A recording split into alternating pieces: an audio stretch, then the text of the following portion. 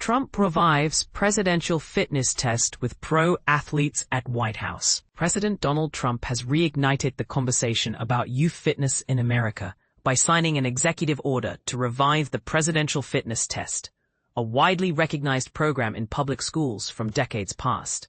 But here's where it gets controversial. The test, first launched under President Lyndon B. Johnson in 1966, had been retired in 2012 during President Barack Obama's administration and was replaced by a modern alternative focused more on individual health rather than competition.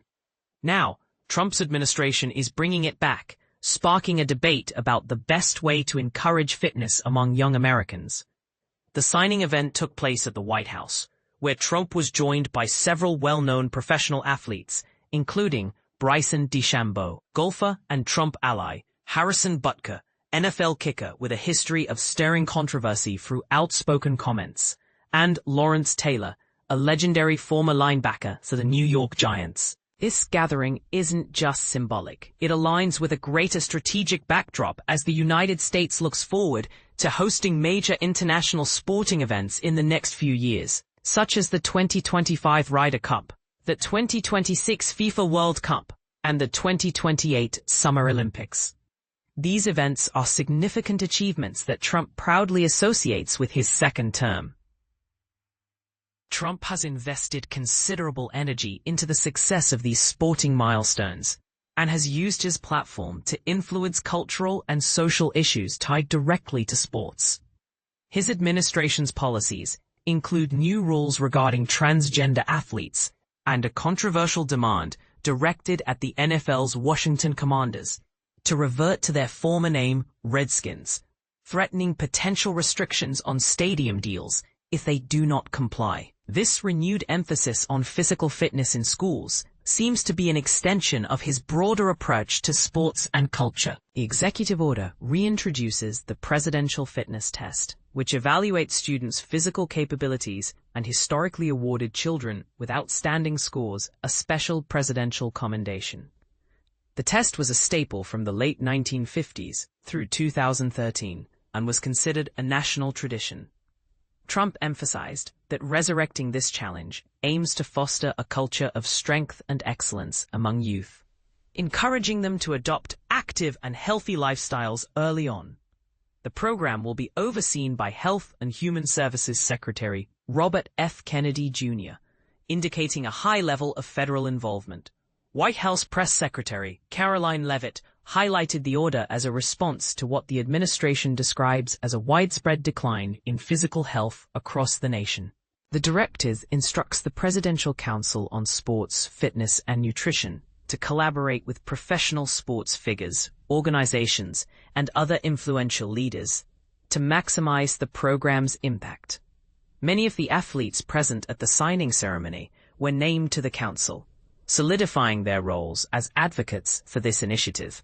Bryson DeChambeau, a well-known golfer currently playing to the LIV Golf League and a personal favorite of the president, is appointed as chairman. Harrison Butker, despite past backlash for a commencement speech where he voiced traditional views on gender roles and criticized Pride Month, statements which sparked significant controversy and heated public reaction, remains a prominent figure supporting Trump's vision. Butker has defended his speech by referencing his Catholic faith. Lawrence Taylor, who rose to stardom in New York City during the 1980s and 1990s, has been a vocal supporter at Trump's campaign rallies and adds star power to the council. Alongside them were others closely tied to Trump and the world of sports, such as Cody Campbell, a former college football player and influential voice on collegiate sports policies, WWE's chief content officer, Paul "Triple H" Levesque, a 14-time world champion wrestler long associated with Trump, Annika Sorenstam, one of golf's most successful female players and a Swedish professional icon, and Stephen Soloway, a New Jersey-based physician who participated in Trump's sports council during his first presidential term. This development not only aims to put physical fitness back into the spotlight for American youth, but also raises important questions about how we best promote health and competition in schools. Is reviving a competition-based fitness test the most effective way to encourage lifelong healthy habits? Or does it risk emphasizing performance over personal well-being? And how do the ties between politics, sports culture, and social issues influence the direction of such initiatives? As this story unfolds, it invites public discussion and debate. What are your thoughts on bringing back the presidential fitness test? Do you believe this will positively impact America's youth, or is there a better approach to nurturing health and fitness? Share your perspectives in the comments below and join the conversation about the future of youth fitness in the United States. Trump brings back presidential fitness test. What this means for schools. In a bold move that has sparked significant discussion, President Donald Trump announced on Thursday the revival of the presidential fitness test in public schools. This initiative, originally introduced in the 1950s, aimed to assess the health and physical capabilities of young individuals. The test comprised various physical challenges, including sit-ups, push-ups, pull-ups, and a sit and reach exercise, all designed to measure different aspects of fitness. Notably, it also included a competitive element, rewarding outstanding participants with the prestigious Presidential Fitness Award. However, this test was phased out in 2012, during Barack Obama's administration, which replaced it with a different fitness program. The decision to bring back the test has reignited debates about the importance of physical fitness in schools and how best to encourage healthy habits among children. The BBC's Bernd Debusman delves into the historical context of the test and gathers opinions from Americans regarding its reinstatement. This development raises intriguing questions. Is the revival of such a test a step forward in promoting youth fitness? Or does it risk putting undue pressure on students? And this is the part most people miss. How do we balance the need for physical fitness with the mental well-being of our children? We invite you to share your thoughts in the comments below. Do you agree with this decision, or do you see potential drawbacks? Let's discuss. From classroom to career, how the presidential fitness test shaped my life. Brace yourself. This might go against popular opinion, but the much-maligned presidential fitness test that's recently being brought back by Donald Trump could actually have real benefits. Yes, that awkward, sweat-inducing battery of schoolyard fitness challenges you probably remember, those push-ups, the shuttle runs, the infamous mile, might deserve a second look. But here's where it gets controversial. Is the test itself truly the villain of your childhood gym class? Or is there a deeper problem most people overlook? Let's rewind for a second. Growing up in the 90s, my early years were buoyed by the self-esteem movement. Think gold stars, classroom compliment circles, and in my case, a note lovingly preserved on my parents' fridge. Nice, kind, good friend, fast runner. That last label changed the direction of my life. It wasn't just a comment from a second-grade classmate.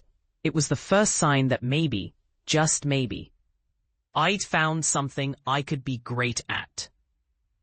When Trump announced the resurrection of the presidential fitness test, an initiative created in the 1960s and discontinued by the Obama administration, it instantly reopened old wounds for many.